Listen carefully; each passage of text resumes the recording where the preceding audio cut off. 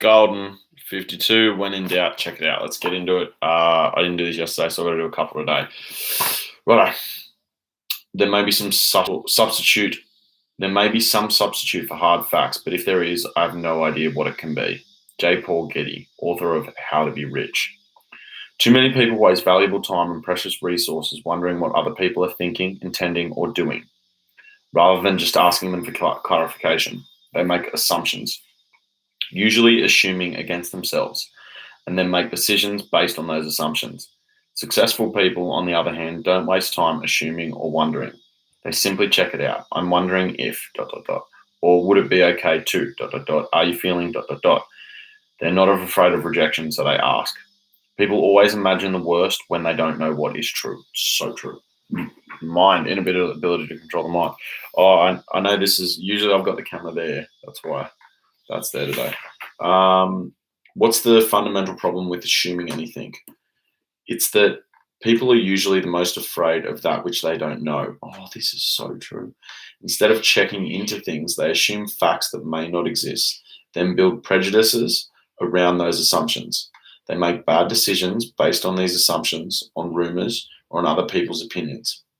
Consider the difference when you know all the facts, the actual facts, about a situation, person, problem, or opportunity. Then you can make decisions and take actions on the basis of what is real rather than what you are making up. COVID is a huge example of this, right? Like, so clear. I remember a seminar I once conducted where one attendee sitting in the back of the room looked like he just didn't want to be there. He looked hostile and withdrawn. He had his arms crossed over his chest. He had what looked like a permanent scowl on his face and looked like he hated everything I had to say. I knew if I wasn't careful, I'd end up focusing on him and his apparent hostility, to the detriment of everyone else in the room. As you can imagine, no speaker wants to hear that an audience member was forced to come to the seminar by his boss, or that he is unhappy with the material, or even worse, that he dislikes the speaker himself. Given the participant's body language, it would have been easy to assume one of these things to be the case. Instead, I checked it out. I approached him during the first break and said, "Can't help but notice, you don't look like you're in a really good space. I was wondering if maybe the workshop's not working for you. Or maybe you were sent here by your boss against your will and you really don't want to be here. I'm just really concerned." At that point, his entire demeanor shifted. He said, "Oh no, I'm loving everything you're saying, but I feel like I'm coming down with the flu. I didn't want to stay home and miss this because I knew how good it would be. It's taking every ounce of my concentration just to be here, but it's worth it because I'm getting so much out of it." Oh, cool. Wow, if I hadn't asked, I would have ruined my whole day assuming the worst. How many times do you make assumptions, good or bad, without checking them out? Do you assume without checking when a special project is due that all parties will deliver on time? Do you assume without checking that what you're providing is what everybody needs? Do you assume without checking at the end of a meeting that everyone is clear on who is responsible for getting which action items done by which date? Imagine how much easier it would be to not assume and instead say, "John, you're going to complete the report by next Friday, right? And Mary, you're going to get a quote from the printer by Tuesday at 5, right?" We usually hesitate the most when it might be bad news. It's usually when we assume the worst that we don't want to check it out. We're simply afraid of what the answer might be. If I arrive home from work and my wife has a scowl on her face, it's easy to assume that she's mad at me. And though I could start walking around on tiptoes, thinking I've done something wrong and anticipating a blow up, imagine how much better it would be for our relationship if I simply said, "You don't look happy. What's going on?" The moment you begin to check it out, two things happen. First, you find out the real facts. Did you really do something wrong? Or did she just get a nasty phone call from her sister that you didn't know about? Second, you have the option to do something about it, to help her shift her mood, if you know what is really going on. This goes the same for things that might improve your quality of life. Perhaps you assume there's no way to get a ticket to the rock concert at this late date, or that you'll never be accepted into the arts program, that you can't afford that antique buffet that would look great in the dining room. It's It's so much simpler just to ask. Check it out using phrases such as "I'm wondering if," and "Would it be okay if," and "Are you feeling?" and "Is there a possibility of getting?"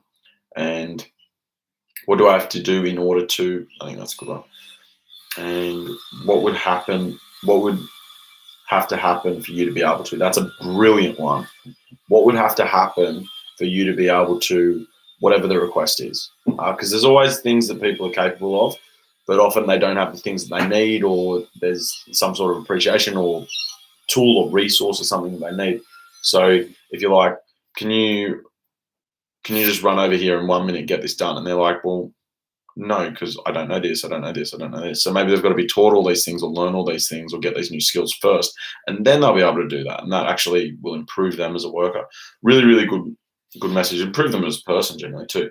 What would have to happen for you to be able to? Yeah, really good. Good questions, but I like that one the best. Do you mean? Another way to check out assumptions is use a technique I teach in my couples training sessions that can help improve communication in your relationships. I call it the "do you mean" technique. Let's say that my wife asked me to help her clean out the garage on Saturday. No, I say. Now my wife could instantly assume Jack's mad at me. He doesn't care about my needs. He doesn't care that my car no longer fits in the garage and so on. But with the "do you mean" technique, she assumes nothing, but asks what I'm really thinking instead. Jack, do you mean that you're not ever going to help me with this task? That you want me to do it all myself? No, I don't mean that. Do you mean that you would rather be doing something else? No, I don't mean that either. Do you mean that you're busy Saturday and you have something else planned that I don't know about? Yes, that's exactly what I mean. Sorry, I hadn't told you yet. It's a demand. This is a good one. It's simple. Sometimes people don't immediately tell the reasons behind their answers. They just say no with no explanation. Generally blokes. Men are more likely to respond like this. Whereas women will often give you all kinds of reasons with their answer, why their answer is no. Men more often will just give you the bottom line, not the details. Asking, do you mean, will give you a lot more clarity so that you aren't left wondering what is really going on. Checking it out contributes to your success. Checking out your assumption improves your communication, your relationships, your quality of life, and most especially your success and productivity in the workplace. You start getting better results. You don't show up with missing parts. You don't make assumptions about what people were going to do that they didn't do. Whenever you have the inkling that Barbara's not going to finish that on time, you call Barbara. You check it out. W. Edwards Deming, the brilliant systems expert who helped post-World War II Japan manufacture automobiles, electronics, and other goods better than almost any other country on the planet, once said, the first 15% of any project is the most important. This is where you need to get clear, gather data, check things out. For example, when you get into a business relationship, you determined in the beginning, in the first 15%, how you'll work together, how you'll resolve conflicts, what the exit strategy is if someone wants to leave, what the criteria are for determining if one of the people is not living up to his or her side of the bargain, and so on. Most of the conflicts that arise later in relationships are because people made erroneous assumptions without checking them out. They failed to get clear up front. They failed to get clear on their agreements. Deming also said that at the beginning of any project, too many people rush in without the facts, without even knowing how to measure success. How will you know when you've won? Are you building a business to simply make money, or to accomplish some social goal, to eventually sell the business and cash out for a huge profit and an early retirement, to use it as a political platform, or to solve a certain problem in the world? What's your purpose? What are your core values? What is your exit strategy? Space between the rules. Of course, the 15% rule also applies to any personal goal you might pursue as well. Remember Tim Ferriss, the kickboxer who won the national championship with just 6 weeks of training?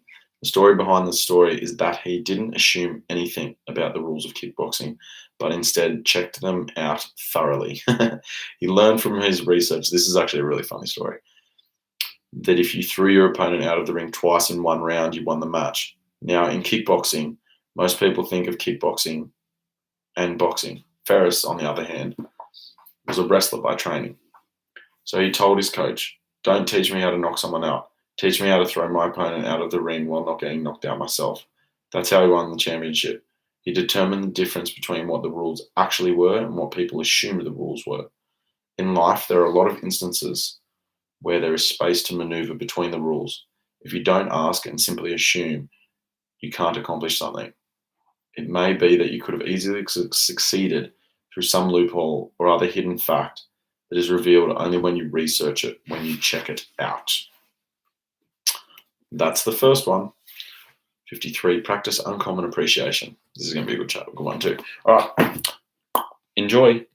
Have a listen.